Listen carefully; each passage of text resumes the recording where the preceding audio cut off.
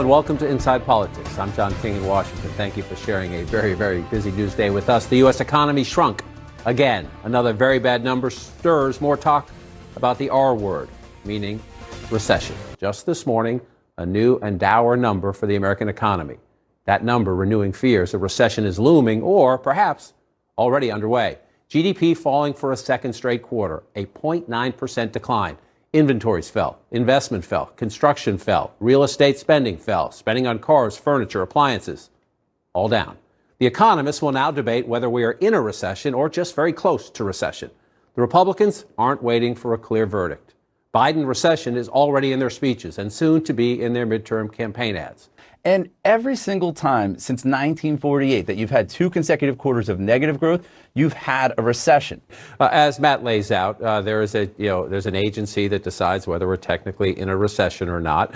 In the political debate, the Republicans have already quickly said, yes, we are, and it's called the Biden recession. Your average costs up $496 a month in a household. That's a 2x4 to the head, most American families. The other thing is, how do you define a recession? Some people say back-to-back quarters of negative growth, right, but the official definition from the National Bureau of Economic Research is different. They say it's a significant decline in economic activity that is spread across the economy.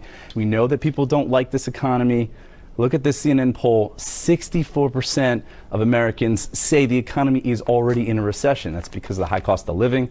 Inflation-adjusted wages are getting smaller. So whatever you want to call it, people are not happy with this economy. Yeah.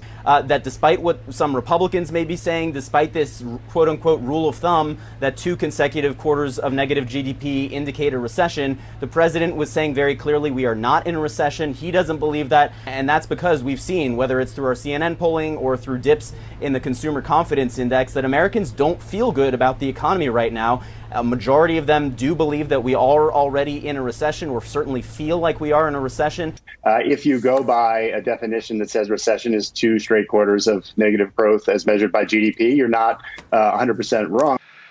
Another Congress should do it with another thing that Congress should do is to pass the Inflation Reduction Act. Okay, so President Biden insists the U.S. is not in a recession as he urges Congress to pass a spending bill that he believes could help ease inflation.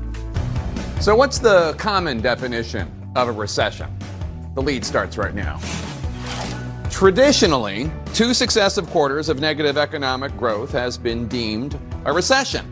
And confirmation of that ugly reality came today. Welcome to The Lead. I'm Jake Tapper. We start today with our money lead and heightened fears that the U.S. economy is on the verge of a recession or is already in one. Numbers released this morning show the U.S. economy shrank for the second quarter in a row. That is the common definition of a recession.